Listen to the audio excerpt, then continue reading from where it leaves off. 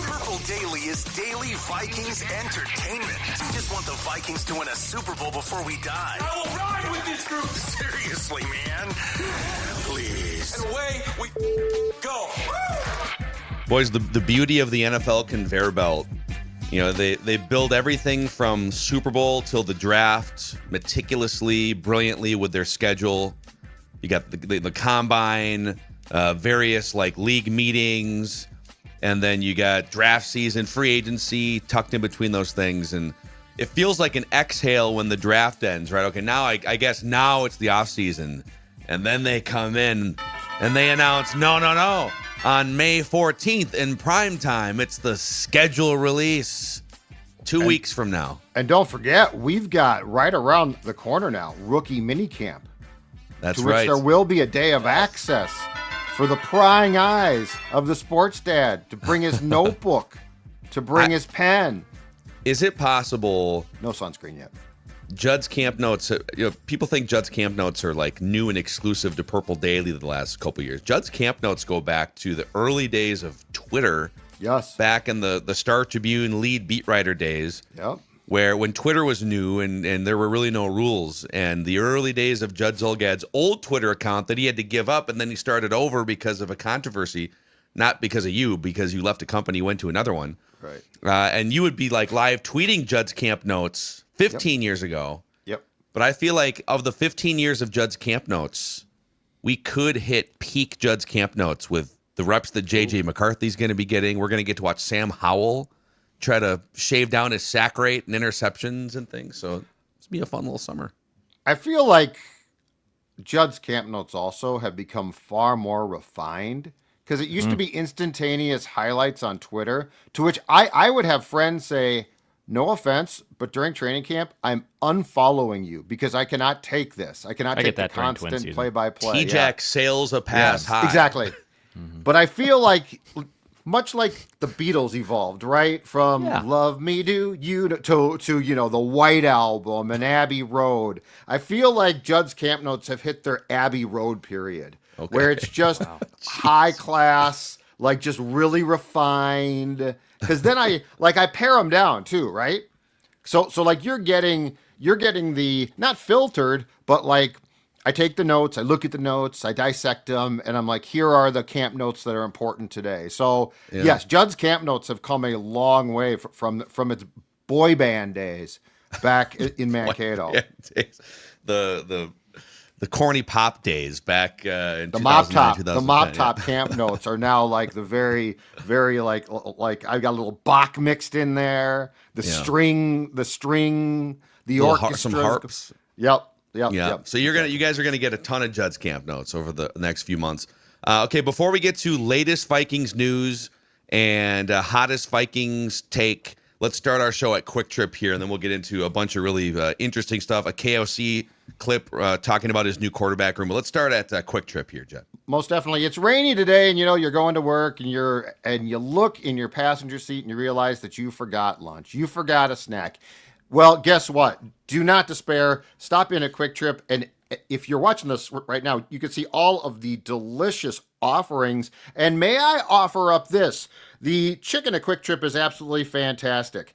Hand-breaded, fried to perfection, and ready for you to enjoy for dinner, or try their juicy chicken tenders, or how about this for a snack at work, you guys? Boneless wings, perfect for dipping. Are you kidding me? Crispy chicken sandwich. I could go on, but I want you to stop there and see it for yourself. And while you're there, fill up the gas tank. Get some Kruba coffee because it's Monday, and we all need caffeine. And if you don't want to go inside, that's fine too. Put the app on your phone, stop in a Kwik Trip, get the chicken, get whatever you need. It's as easy as can be. Okay, boys. Latest Vikings news. Let's start with the quarterback room. The Vikings over the weekend filled out their quarterback room. So they came into the weekend with probably the thinnest quarterback, in terms of just guys on a roster in the league.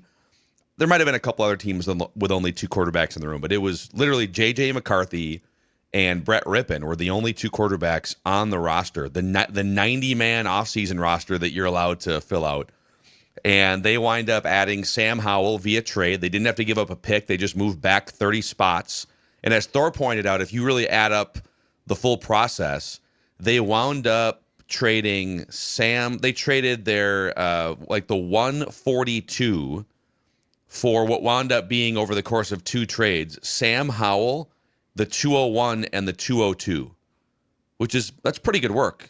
So you actually wind up adding 2 additional players. If the 142 would have been a player, you wind up trading the 142 for 3 players, including your QB2 and Sam Howell, who was once, not that long ago, back in 2020, so 5 years ago when he was still at North Carolina, a top 10 caliber pick. He was mocked and projected to be, before his last year at North Carolina, maybe the first quarterback or the second quarterback off the board.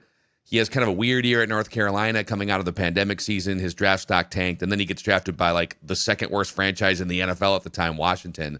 And it's just been not great. But that's why quarterback rehabilitation school exists for guys I would argue that Sam Howell is every bit as qualified as Sam Darnold to enter quarterback rehab school and maybe boost his stock. And then UDFA Max Brosmer joins the party with his, by the way, PFF has Max Brosmer last year with a 93 grade on intermediate passes. So if you're wondering all the quarterbacks you could have brought in via the draft or UDFAs, why Max Brosmer? Well, he was great, and we saw this because we watched a bunch of Gopher games. Intermediate crossing routes, those little just over the top of the offensive line, those layered throws. So before I play a clip from Kevin O'Connell here, your guys' thoughts on the Vikings going from 2 quarterbacks to 4, and just your thoughts on the room. My thoughts on the room, and we discussed this a little bit on our emergency episode on Saturday, is now I think the room is set to, as far as at least going into training camp, what the depth chart is going to reflect, which, clearly is McCarthy 1, Howell 2, Rippon 3, Brosmer a project, possibly a practice squad guy.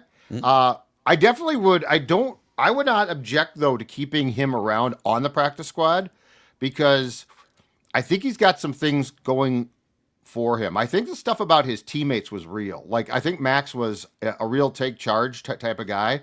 So that one I like as a future project. The Howell one is intriguing too, because he actually came out in the 2022 draft, which was Kwesi and KOC's first draft. They could have taken him back then. They didn't. But I've seen some pushback. And yes, Howell, look, there's no question about it. His one season starting for a terrible Commanders team was awful. I think they won 3 or 4 games. They were terrible. He wasn't good. The whole team stunk. The franchise at that time was a dumpster fire. But I've seen comments about, well, how could you or trade for Sam Howell? Well, he's your backup quarterback, folks. Darnold was your starter. I understand. I get the Darnold trepidation last year, because there was a very good chance he was going to start. He did. O'Connell and Darnold combined for a marvelous season there.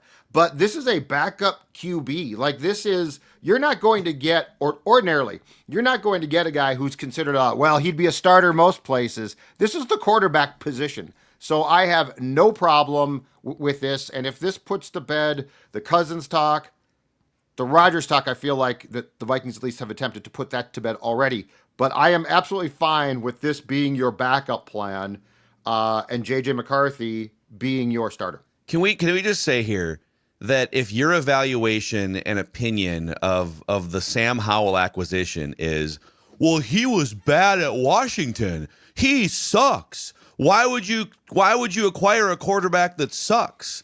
That you either need to sit this one out or find a different angle to criticize the acquisition, because you just saw an all-time bust in Sam Darnold come in here.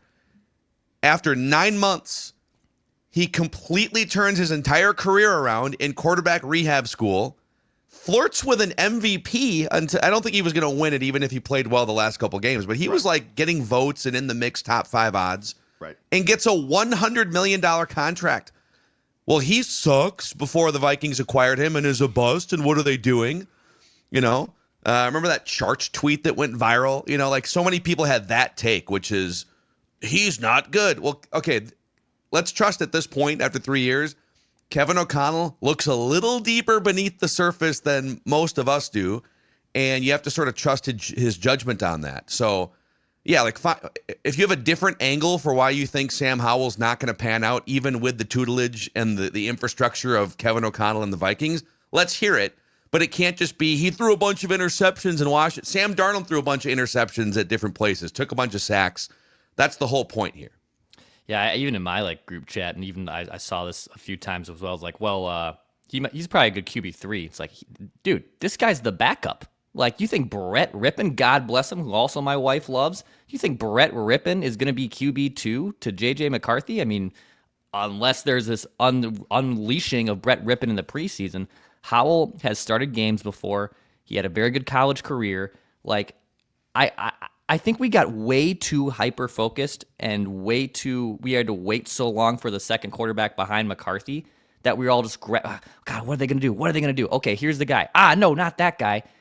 Everyone, JJ McCarthy is the starting quarterback here. And yes, this franchise has a history of QB2s having to step in and then exceeding expectations and having to play a lot. Like, we already know all that. That's happened before. But it's the backup quarterback. That's what this is. And Howell needs this more than anyone else, too. So JJ McCarthy is your starting quarterback, and Sam Howell is the backup. That's all what this is. I think where there was some confusion caused too was the flirtation with Rodgers, because that would have been he comes in and starts. So I think fans were like, well, hold on a second. If you are going to entertain that discussion, do you trust McCarthy? And so I think there was some confusion there.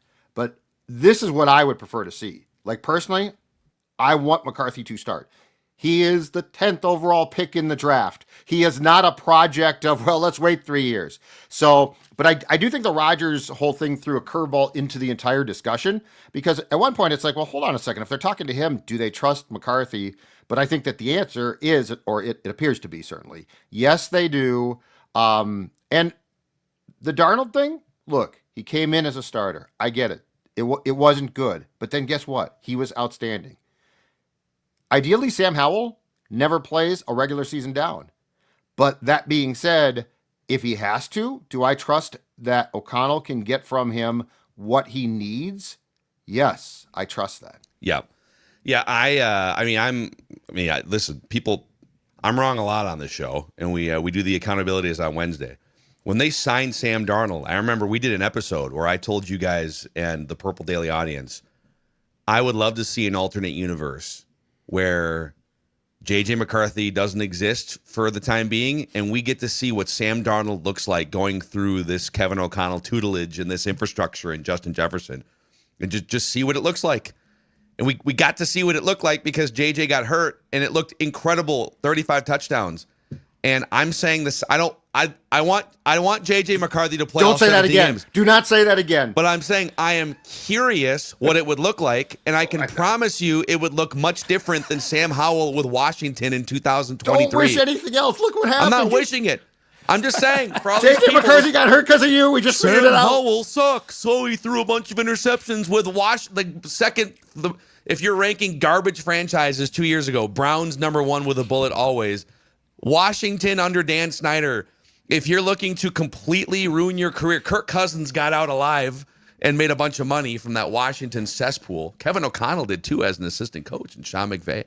I'm just saying, like, if you don't trust Kevin O'Connell after 3 years, making quarterbacks look much better than they did before, then I don't know. I don't know how to help you. Let's play a clip here from, this is Kevin O'Connell on the Rich Eisen show over the weekend, talking about the new quarterback room. Yeah, we got a lot of things to be excited about in the quarterback room around here. You know, we've had a real strong plan in mind for JJ throughout this whole offseason, and then, like I said, to hit the ground running for the offseason program. We're going to get him as many reps as we possibly can and get him geared up for training camp. And then, bringing in Sam Howell today was a great move by Kwik to, not have to lose any future picks and really kind of make a move within the draft and find the value enough to get Sam Howell to become a Minnesota Viking, a guy we did a lot of work on a few years back and got a chance to play in a bunch of games for Washington before moving on to Seattle, and really just another guy to acquire in his quarterback journey at a different point in time now, having been at a couple spots, and we still think that there's a lot in Sam's game to develop, but also see where he can take it within our system, within our quarterback development plan here in Minnesota. We feel really good about Josh McCown in that quarterback room, and all the talent and the things we've acquired. A lot of like 30,000 foot Yeah. speak there, and it'll get more granular once Judd's Camp Notes steps in with his questions, I'm sure. Yeah, and you know what, too, though? Day one, the nice thing is a year ago with McCarthy healthy before the knee, it was Darnold first team, right? Darnold first team, McCarthy second. The nice thing this time is it's going to be McCarthy first team, Howell second, but the person that should be most thrilled about this entire thing is Sam Howell. Like, if I'm Sam Howell, I am ecstatic, and he probably is, because you're going from Washington, which he got the opportunity to play, but it certainly was in very, very far from ideal circumstances, to Seattle, where I think he got into 2 games, but was a backup, and now was like fourth. Now, is Jaron Hall still there too? Because I think they go 3 deep without Hall. But anyway, Yeah. if I'm Sam, I am thrilled. Here's the question too: is if Howell spends a year here? I don't know his contract; it might have more than that left. But if Howell spends a year here or 2 and hits the market and hasn't played, does the potential O'Connell stamp of approval simply raise his ability to get a job, maybe contending at least, battling for a starting job, because O'Connell's first 3-year track record of development of quarterbacks has been so damn good? Yeah, we need like different levels of, if you get your QB, like Sam Darnold got his QB rehab school master's degree. Yeah. Which made He's him a spokesman. It's a $100 million contract at the end of your master's program. Yep. But the master's program requires that you start at least like 12 or 15 games, so we get to see it on the field full speed. But then I think there's like there's like an undergrad degree where you're like an understudy, and you got some preseason tape, some practice tape. Maybe Nick you Mullins get in. has Maybe that now too, yeah. Nick Mullins. Well, he's like 30 now, but yeah, he could go out and maybe a Jacksonville gig. Yeah, he could. And if Trevor Lawrence gets hurt again or something, he he'll could play. sneak out there. Yeah, but we need like 3 or 4 different levels of degrees that you can get from QB rehab school. So I feel like Sam Darnold is the guy that comes on your TV on an infomercial at like 2 a.m. and is the spokesman for the KO QB rehab school, right? Hi, everybody. He's reading off the cue cards. I'm Sam Darnold, and let me tell you, if you want to rehabilitate your quarterback career on your journey, in the next half hour, we're going to talk to Josh Dobbs, Kirk Cousins, about what they did. But, like, it is a question. For the low price of just $10 million a year with a $5 million cap hit, prorated over 2 years, of course. Throw a void year on the end. It's like that. What was that school that got all of the online school a couple of years ago? Phoenix University. And then the famous infomercial from like when I was a kid was National American University. Okay, One day, National American University. One season, one training camp. Yeah, we can make a jingle. Footwork, eyes downfield. Quarterback journey, it is real. Wow, look at Judd spitting the rhymes. Let's go. Albert Breer from SI.com adds this to the quarterback discussion, then we'll move on to some other topics. So he had tweeted that, the Seahawks traded Sam Darnold to the Vikings and all the details. And then he follows up and says, there was discussion that Minnesota could bring Kirk Cousins back in a trade with the Falcons if Atlanta took on more of Cousins' money than they were initially negotiating. This presumably now closes the door on the remote possibility that Cousins would go back to the Vikings. I think that's pretty official now. Like there's no reason why you would then bump Sam Howell back to QB3 where that's where he was in Seattle. So close the door. How much do you think that was flirted with internally by the Vikings? I think there is, we don't know for sure, but I think there is absolutely multiple meetings about it. I think Daniel Jones was their plan A for a backup. Agreed. I think any of the talks surrounding Sam Darnold early in the process were just to keep the bridge intact and not also like the Vikings participating even as like a fake negotiator in that process, at least starts the bidding somewhere so that whoever comes in next, be it the Seahawks or any other team, okay, let's get him to $30 million a year so that we can benefit with draft pick compensation in 2026. I don't think they were ever serious about bringing Sam Darnold back because there was no way he was ever going to take a 1-year, $15 million deal. Right. So I think the only quarterback they were serious about early in the process was Daniel Jones. And I think they thought it was a done deal. And Daniel Jones makes what I think is a mistake by valuing $2 to $3 million more and a quicker path to be a starter. If that dude gets thrown into the fire in Indianapolis and fails, it's over for him as a starter. If he were to have spent a full year with the Vikings, maybe doing nothing but just sitting and taking a deep breath and being in the film room and practicing, I think it would have benefited him more for the next 10 years. So once that went awry, it kind of felt like the Vikings had to go back to the drawing board, and I think they exhausted every possibility from Aaron Rodgers to Kirk Cousins. They talked to Ryan Tannehill, and in the end, they decided, why spend a few $1 million on a veteran backup quarterback, and or why give up draft capital for like an Aiden O'Connell who has 2 years left on his deal, when we could just like move back 30 spots and then flip that pick into 2 6-round picks. We could actually get more bang for our buck with this Seattle trade and still tap into some of the unused upside of Sam Howell. So that's how I think the process went down the last 2 months. I do think there was probably discussion too, starting with Rodgers calling them and then Kirk. It's interesting. I think there was probably discussion of, if McCarthy gets hurt, like, we've got this team that's set to pop right now. And do we want to go for a higher end backup who's a starter? In Aaron's case, he starts. So that's almost a different discussion. But like with Kirk. But I think as far as giving McCarthy a real chance, like the best chance possible, I think rolling the dice here a little bit. And look, I mean, Howell has started. He can play if necessary. He's certainly not going to go into training camp, though, taking first-team reps. But I think that this is the best play if you want to maximize McCarthy. Like, it's a really interesting predicament because you do have a team that if McCarthy struggles a lot or just more likely flat out gets hurt, that you want a quarterback who can step in and play and win. But that being said, you also have a quarterback that you drafted top 10 who's going to be a first-year starter who you want to create a runway for. And ideally, too, to go back to the 10,000-foot view on McCarthy, this guy is your starting quarterback for the next 10 years. Mm-hmm.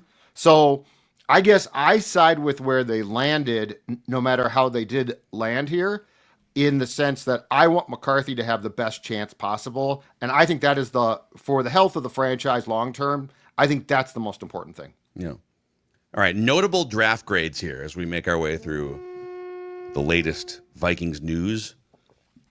We should get a sounder for that. I don't know. We'll go into the lab and figure it out. Latest Vikings news. Explosion sounds or something. Mel Kiper gave the Vikings a B-. So just to sum up his thoughts, he likes the Donovan Jackson pick. He said Ty Felton, the wide receiver from Maryland, who had 96 catches last season, was 83rd on his big board. Vikings land him at 102, so he loves the value there. Mm-hmm. The Ingram Dawkins, the edge rusher from Georgia, didn't fill the stat sheet in a deep Georgia rotation, but he has some traits that can be developed. Big-time Raz guy. He was 123 on Mel's board, acquired at 139, so he likes the value there too. Mm-hmm. And he adds, Kwesi did what he could with the team's limited picks, but I wanted to see the Vikings snag an impact cornerback who could thrive in Brian Flores' aggressive defensive system. Minnesota was the last team to make a pick on defense of any team in the draft, and it didn't do anything at cornerback, but the Vikings like the young corners they already have in the room. And then Dane Brugler from The Athletic, he ranked the Vikings 32nd out of 32 teams for their draft class. So dead last. His favorite pick was Donovan Jackson. And the day 3, so he wrote mostly positive things here, I guess. But the day 3 pick who could surprise is Ingram Dawkins, the defensive lineman from Georgia. More of a flash player than a consistent force in Kirby Smart's front seven. He's a good-sized athlete and brings enough inside-outside versatility to eventually develop into a rotational player. I don't know what his criticisms were other than, like, they just didn't draft that many players. Yeah. And they only had the one pick inside the top 100. I think that's part of it. It's like, yeah, they only had one pick in the top Same 100. Yeah. Because he gave him a D. But they also wound up with Sam Howell as part of this draft class, essentially. Yeah, but I think like Thor, and it sounds like Brugler as well, they grade on the curve of if you don't have enough picks, you're going to get a bad grade, even though I don't hate your draft class. Yeah. So like that's how they grade. PFF, I found C-. Only San Francisco was worse with a D. But again, it's all in how you look at it. And you know what? If you say F them picks every single year, right? Like you're taking 5 guys, 4 guys, 6 guys maybe, I think you got a problem. But the reality is, and O'Connell, I believe, said this with Eisen as well, and this is the important thing to at least keep in mind here. He said, because Eisen brought up Dallas Turner, and O'Connell said, I'm glad you brought him up because we are expecting a huge step there. And remember, they gave up a ton of draft capital in a trade with Jacksonville to get Turner. So I think the reality of these drafts, because like you can't grade this right now, we have no idea. But I think the reality of these drafts from a numbers game is how do you use your picks as well? I think there's too much of an obsession, much like all sports have gone too far with the metrics of this is how it should be done, and if it's not, you're wrong. I think there's too much of an obsession now with number of picks because of the dartboard thing. Like if you throw as many darts as possible, you're going to, and that might be true sometimes, but I don't think that can be, I don't think you can live and die with that theory. And the guy who proved it is old, Rick Spielman. What, 17 picks that one year? It was it was a lot. 16 picks? But the point is, those darts, a lot of them hit the bathroom door. Yeah, but a lot of them, that year, one of those years, he had like 15 picks. I think they landed like 6. There is something to be said for, unless it's all 6th or 7th round guys. I think that, like, in terms of volume of picks, I think if you can get more picks in the first 4 rounds, because those are players that are actually considered, frontline draft stock guys. But if all you're doing is just trading back and spinning extra 6th and 7th round picks, then I don't know. Exactly. Because, and this is a good segue into the next category here, latest Vikings news. The Vikings continue, at least on paper, to crush the UDFA process where the draft is over, and now it's a mad rush right away when the draft is over. And a lot of these phone calls are taking place throughout day 2 and day 3 to get the best players that are still available. And this was a unique class in that you have a bunch of the, 5 years ago was the COVID year. And so you have like 2 draft classes kind of converging here where guys got the extra COVID year and they're converging with the seniors that are actually seniors, like 2021 class guys, or redshirt 2021, 2022 freshmen. So the Vikings landed, and this is just the tip of the iceberg because we're going to do a full Thursday recap in a few days from now. Logan Brown from Kansas, offensive tackle who might be able to slide in and play guard. PFF had him as a 4th or a 5th round grade throughout this entire process. The consensus big board had him like 139th or something, which is like a 4th round grade. Some of the mocks had him going 3rd round, some of the 7 round mocks. He winds up undrafted. He tested off the charts, had one of the top RAS scores, relative athletic scores, of any offensive tackle in the entire draft. So they get him to throw him into the offensive line. He's going to be a major candidate to make the 53-man roster. And then BYU edge rusher Tyler Batty was the 116th ranked player on PFF's big board. And there's like, 257 draft picks? So he was in the top half of like the draftable players. And so call it like a 3rd or a 4th round grade on Tyler Batty, 4th round grade. Vikings swoop him up.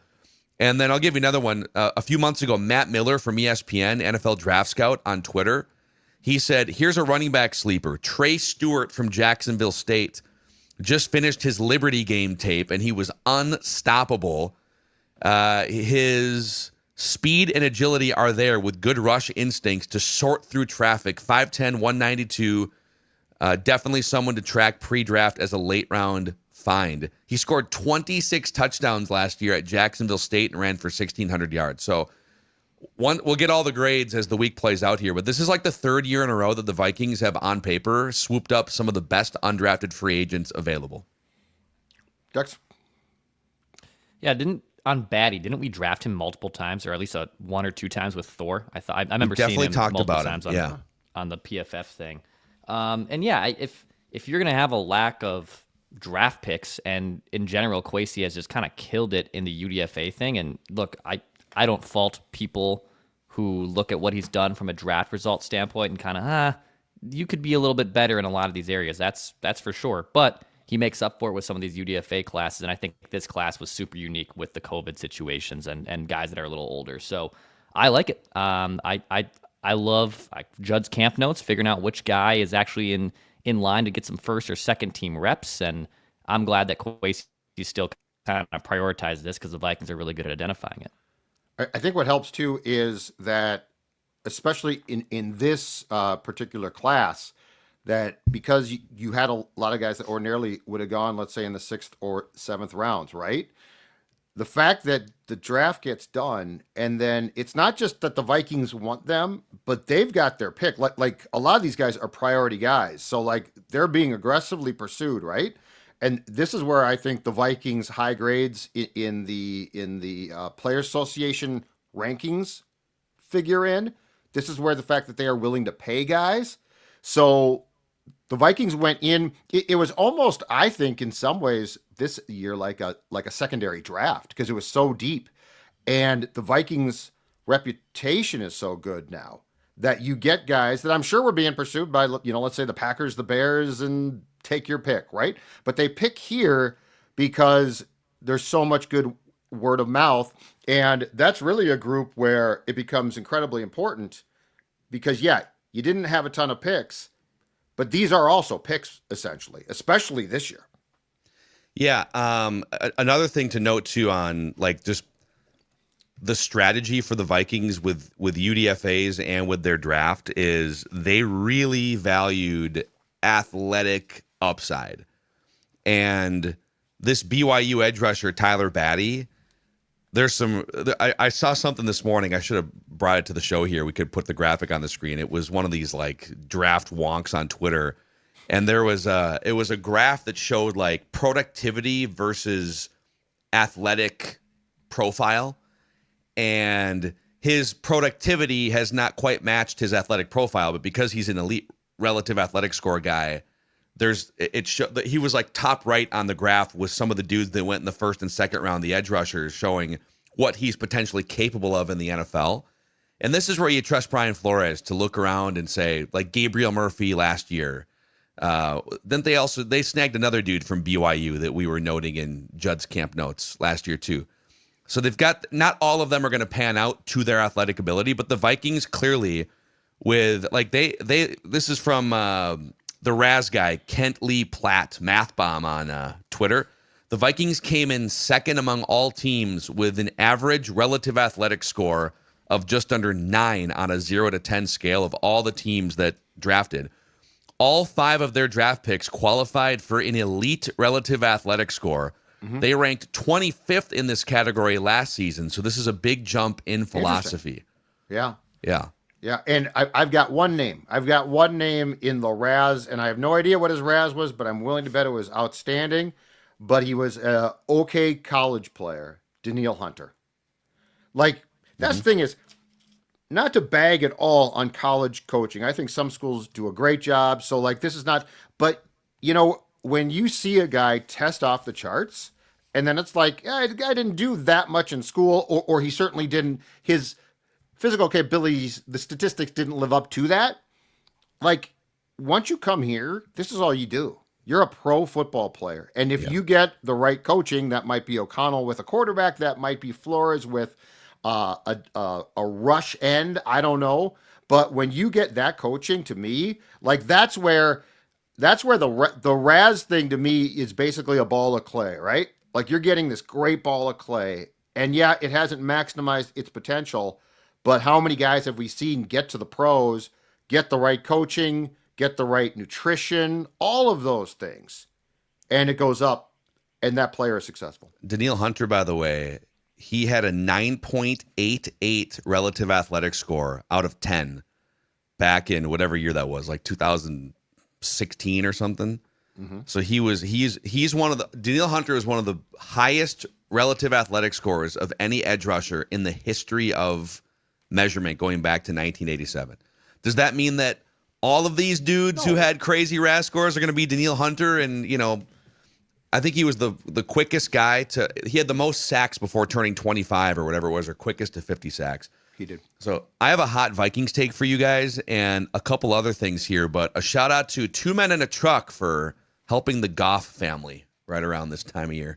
That's right. They're coming this weekend. They're coming on Saturday. They're going to bring that truck over to the driveway. They're going to get everything in there. They're going to get the couches. They're going to get the beds because I'm not handling moving that stuff. I'm hiring the experts at Two Men in a Truck. They made this process super simple. I've dealt with other type of companies. I've dealt with trying to get my own truck, and moving's one of the most stressful things you can do. So the fact Two Men in a Truck just sent over the most simple document and spreadsheets, no hidden fees, no service charges. What they quote is what you pay. They made this process super easy for me. Obviously, I'll be able to talk about this a little bit more too next week after this move is complete. But go to twomenandatruck.com. You can find a location near you. Go to twomenandatruck.com. Tell them that Purple Daily sent you. Roku TV also powering latest Vikings news here today. You'll see on the YouTube channel behind me. This is a glorious new 43-inch Roku TV. It actually fits perfectly in maybe not quite perfectly, but the closet doors open, the door opens. It's perfect for that space for me. We've got the big 65-inch Pro Series TV in the living room. That's the thing that brings the Mackeys together after a long day or looking to wind down over the weekend, fire up our favorite shows. So many great sporting events happening right now.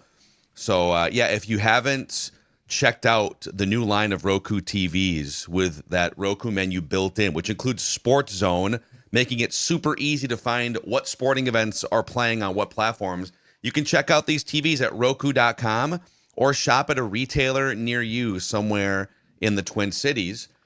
Judd, Padrigs is slinging some fantastic adult beverages these days. Yep. In fact, there is Sports Dad right there, a couple of beers. And guess what? If that can had a name, it would be Padrigs. A great sports weekend, right, boys? Absolutely outstanding. And how do you wind down from that? I'll tell you exactly how with the Padrigs. Now, personally, for me, it's the red. It is outstanding. But I encourage you, as the weather warms up, perhaps you're going out on that pontoon, try Patty's Premium. It is a fantastic beer, and it's a beer that's light. It's a beer that's simple to sip on, to drink. It's great. Padrigs has so many great choices. Check them out at their bar in the old Land of Nod Factory at the corner of Broadway and Central Avenues Northeast. Available also in bars and liquor stores throughout the Twin Cities. Padrigs, Patty's Premium right there, the Red Chimney. You cannot go wrong because you know what? All they do at Padrigs is beer. Nothing else but beer, and they do it well. All right, dudes. I have a 2026 mock draft for you here. I want a mock! Way too early, but really it's never too early for some mockage here. So this one is from CBS Sports. I was looking at this last night. .com. Okay. Yes, it's hilarious. And what's just as interesting is where they have each team drafting, because it's a referendum on what they think is going to happen in the 2026 NFL season. So the number one overall pick, according to CBS, belongs to the New Orleans Saints. I don't know. That roster is pretty depleted. Derek Carr might not play. This might all just be a 12-month setup to draft Arch Manning, quarterback, Texas, number one overall. And then, I'm not going to go through all these guys, but there's another quarterback off the board, number 2, Drew Aller from Penn State to the Cleveland Browns. Again. But they already have Shedeur Sanders, so I don't know. Yeah, you might not be wrong. And then another quarterback from South Carolina, Lenoris Sellers to the Raiders at 6. Let's see here. Oh, wow. Quarterback run. Garrett Nussmeier from LSU to the Rams at 12. Whose dad works on the Saints coaching staff. Okay. It's Grant. Okay. And then the Steelers take that kid that Tennessee said, no, we're not going to pay you a couple $1 million extra money. That Nico, what's his name? From UCLA now? I cannot pronounce his last name, but I'm not going to act like I can. So what is that, 5 quarterbacks in the top 16? And then we get to, you tell me if this is disrespectful, the 22nd overall pick? Oh, wow. Okay. So one and done. That's 10 picks too high. Yeah, it feels a little disrespectful. It's like a fringe playoff team. I don't know. We'll see. Yep. Where the Minnesota Vikings select out of LSU linebacker Harold Perkins. Perkins is a staple in a way too early mock draft. Is a staple in way too early mock drafts at this point. Unfortunately, he's now coming off a substantial injury, but from an athletic standpoint, a few stack up as well as Perkins. LSU has deployed him in a variety of ways, but he should be listed as a playmaker more than a linebacker. Football. Will Brian Flores be back again? That's the question. So old Harold Perkins. There's a few of these out there today, but 22nd. If they'd snuck into the playoffs, 9-10 wins in JJ's first year and crescendoed to something bigger, but it feels like a little bit of a disappointment. If they were to do that. Is the buzz that 2026 is going to be a good QB draft, or is that just a better one? The old McShay thing where McShay used to slap together. He hated doing it, and so he would just literally slap together a draft on the Monday after the draft. Yeah.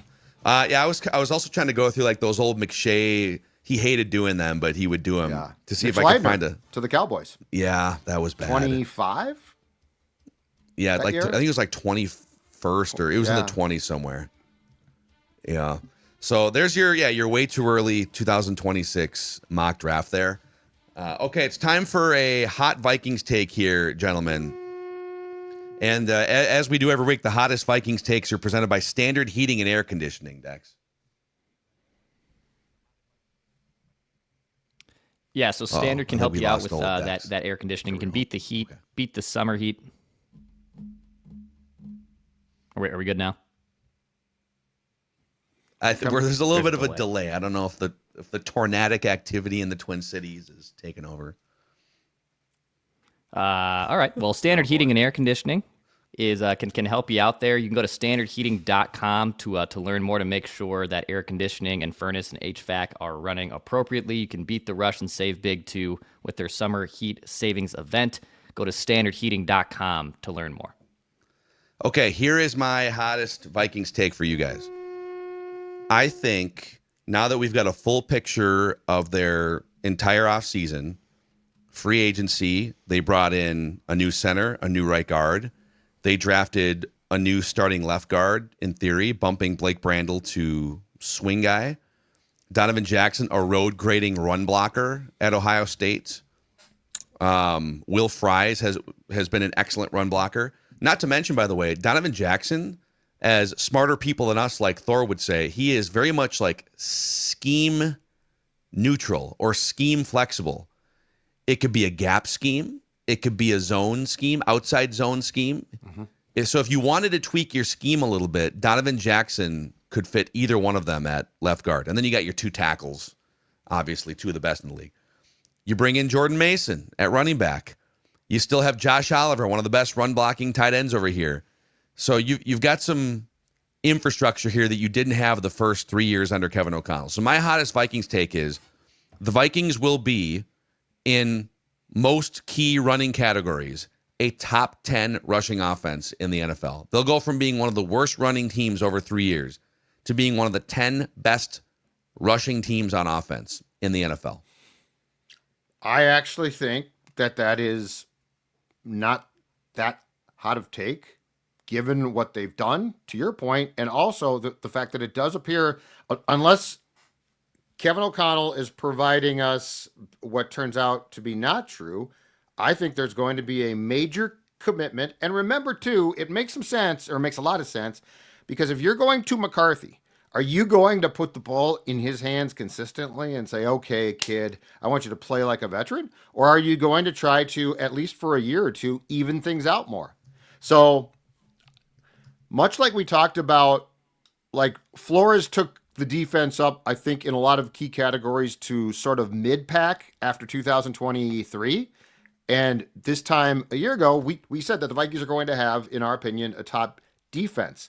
I think that it's as logical to have a conversation that the run game, the commitment to it, and the direction in which the Vikings are going, in large part because of a first-year starter at quarterback. I think your hot take is not that hot. I think it's probably spot on accurate. Okay.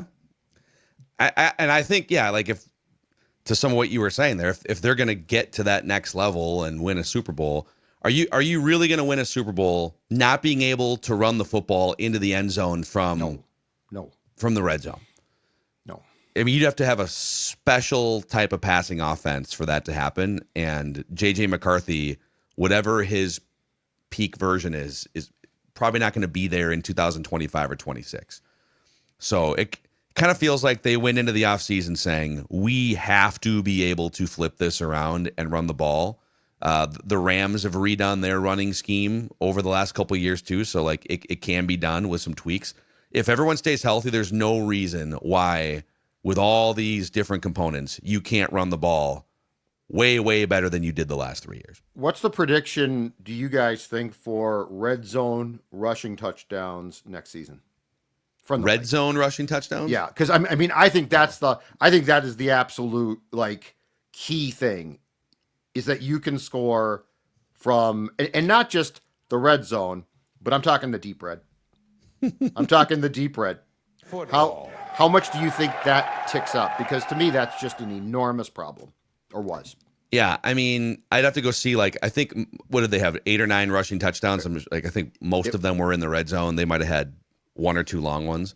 Nothing impressive. I don't have an exact number for you, but when I see the Buffalo Bills with 32 rushing touchdowns and the Lions and the Eagles with 29 rushing touchdowns, you know, like, I feel like you should be averaging minimum a rushing touchdown every single game. And most of those are going to come from close range. So, and this applies, by the way, too, when it's like 3rd and short, 4th and short. When the Eagles get to 3rd and 1 or 4th and 1, it's an automatic first down. And same with the Buffalo Bills and it helps to have a big bodied quarterback, but offensive line plays a huge role. And Saquon Barkley, obviously, Mekhi Becton, who's now no longer with the Eagles, but when you've got those dudes that can just move it forward a yard or two, it should really help in the red zone and 3rd and 1 and 4th and 1 and take a lot of pressure off your quarterback. Last season, Aaron Jones had 24 attempts inside the 10-yard line. He had 8 total yards for 0.3 yards per attempt.